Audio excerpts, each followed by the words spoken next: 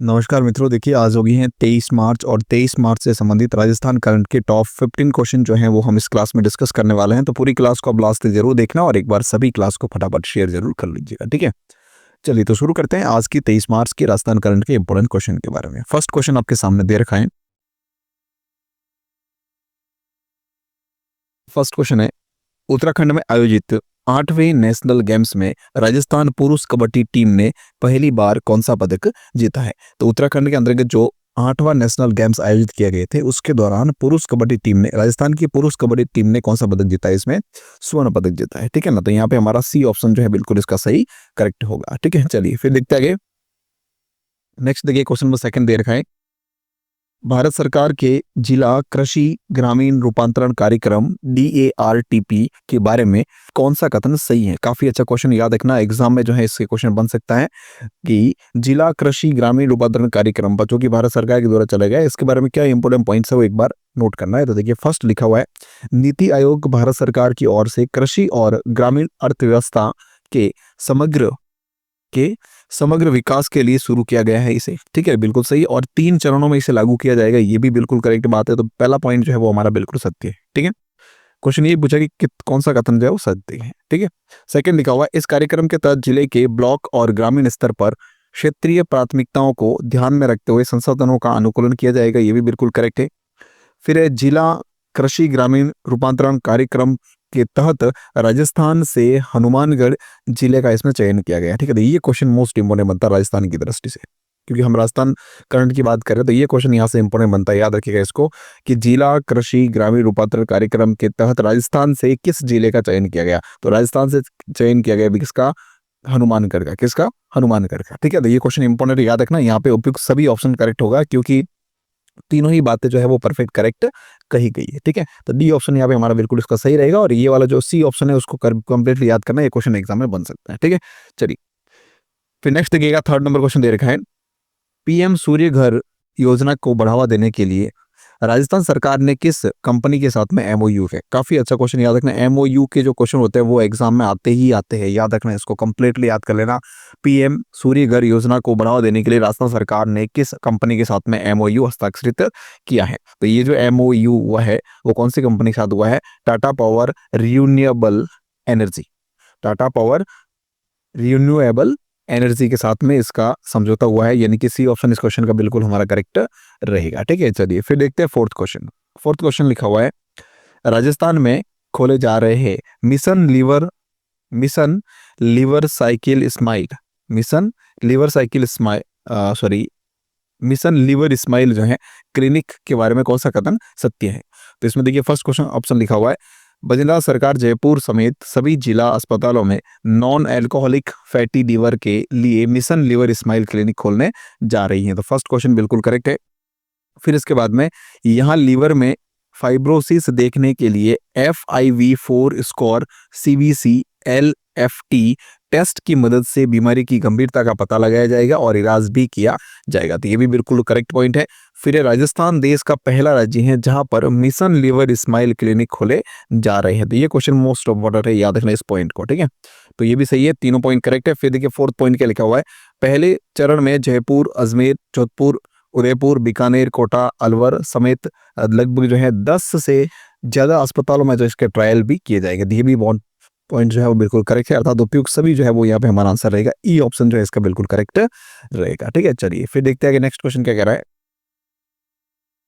Next है, हाल ही में राजस्थान के किस टाइगर रिजर्व में एक दुर्लभ जंगली बिल्ली कैराकल का पहला फोटोग्राफिक साक्ष्य कैप्चर किया गया है। कौन से टाइगर रिजर्व के अंदर। तो यह हुआ है भी कहां पर, मुकुंदरा हिल्स टाइगर रिजर्व में। कहां पर, मुकुंदरा हिल्स टाइगर रिजर्व, जो कि कहां पर है, कोटा के अंतर्गत। तो सी ऑप्शन इसका हमारा बिल्कुल करेक्ट है, मुकुंदरा हिल्स टाइगर रिजर्व, ठीक है।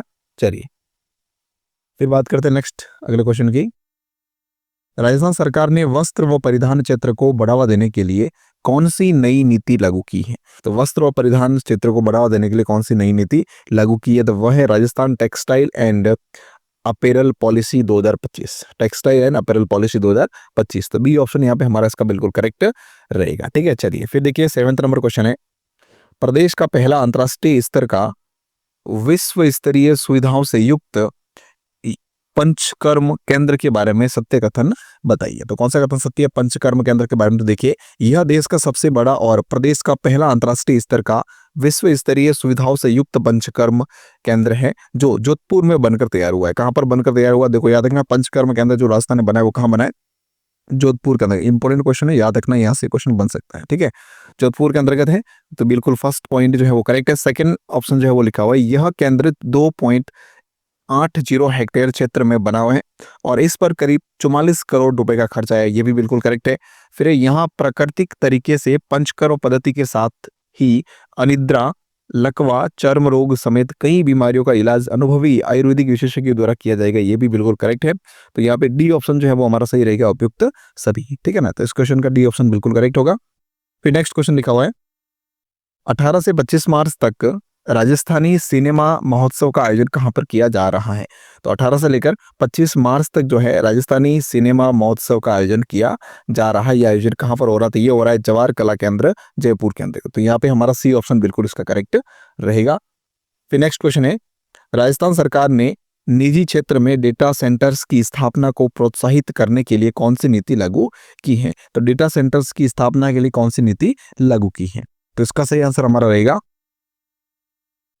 Rajasthan data centre policy 2025। ठीक है, तो यहाँ पे सी ऑप्शन जो है इसका बिल्कुल करेक्ट होगा। चलिए, फिर नेक्स्ट क्वेश्चन है, भारत सरकार की ओर से जिला कृषि ग्रामीण रूपांतरण कार्यक्रम